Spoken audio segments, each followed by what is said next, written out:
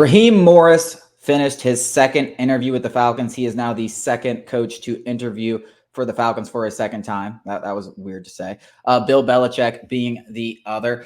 Raheem Morris was the interim head coach for the Falcons before they hired Arthur Smith. I think that's why this is kind of a wonky and somewhat unbelievable fit, because are they really going to just sit here and say, oh, we made a mistake 3 years ago, let's hire Raheem Morris? But Alex, tell us what you like and what other players like about the potential of playing for a head coach like Raheem Morris. I will say, if you're running a business and you make a mistake 3 years ago, there's no sense in doubling down on that mistake. With that being said, I don't expect Arthur Blank and Rich McKay to do that. I would expect them to double down on a mistake from 3 years ago. And that's why I agree that this fit feels wonky, admitting the past 3 years were a colossal failure.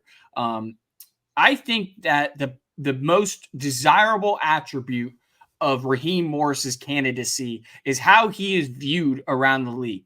Obviously, Jalen Ramsey, who's now a Dolphin, he was coached, he played for Raheem Morris in Los Angeles, said that he knows a lot of players who would love to play for Raheem Morris regardless of where he coached, which is a huge bonus in free agency because players weigh all kinds of things, not just dollars and cents. Fit, family, the list goes on and on. It's not just about money. So that's a huge thing. A huge player for Raheem Morris's candidacy is how players view him.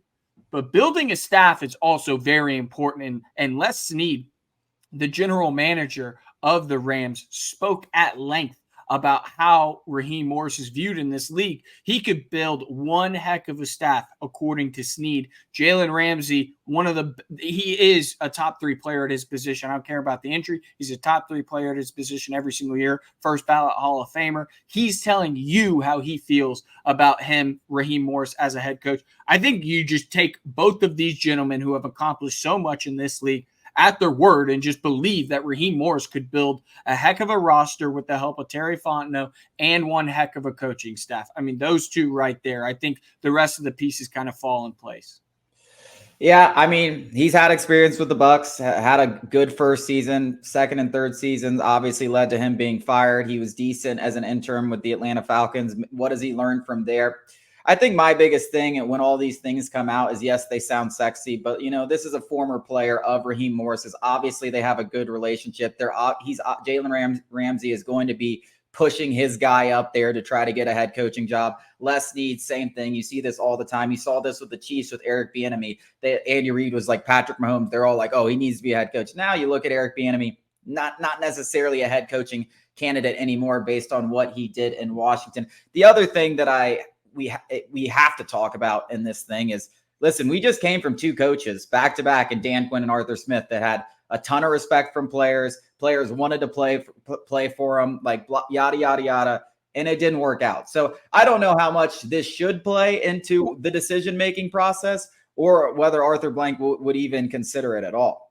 Well, I mean, I think, to a certain degree, you shouldn't weigh these two things the heaviest, but you should certainly consider them.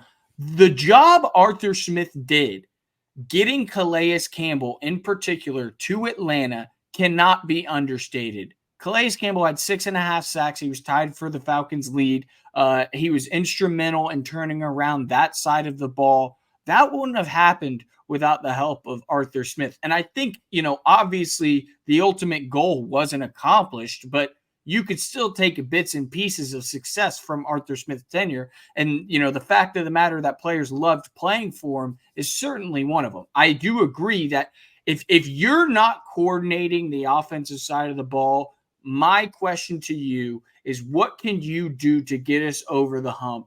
And if you want to talk about Raheem Morris's ability to connect and draw out offensive minds, I mean, there's a guy in LA, Sean McVay's quarterback coach, who's going to get an offensive coordinator gig this season. He seems like he's the next one up.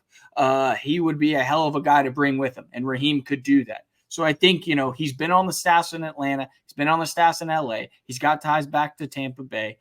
I think it's one of the most important things is how successful are you going to be building out a staff on the other side of the ball that you're not coordinating?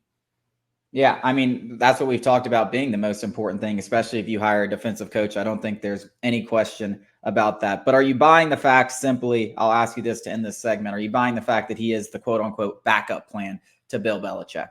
So this comes from D.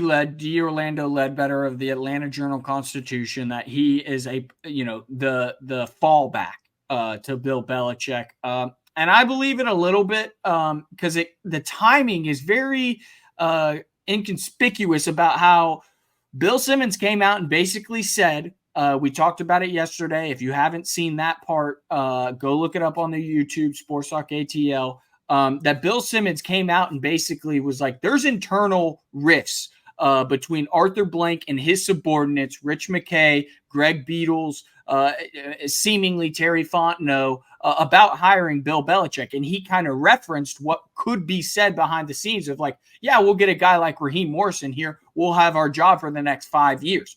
So it does feel a little bit like it's not a coincidence. Those two things kind of showed up. I don't think you don't go into an offseason with a backup plan, in my opinion. You might have the top guy, and then as you go through interviews, you're like, all right, we're ranking these guys. But I think that it's Bill Belichick or bust. I don't care what Josh Kindle of The Athletic reports. It's still Bill Belichick or bust. It's just if those two sides can come to an agreement on the organizational structure. Yeah, that's my whole thing. I don't think there is a backup plan. No. I think it's Bill Belichick, or we got to scramble and pick which one of these guys we like. It's gonna be. Maybe the familiarity with Raheem Morris makes sense and makes it an easy, backup plan. But I think they're going to be scrambling and really, especially if Jim Harbaugh goes to Los Angeles. I don't think there is much of a backup plan. Coming up after the break, Arthur Smith. Several teams interested in hiring the former Falcons head coach.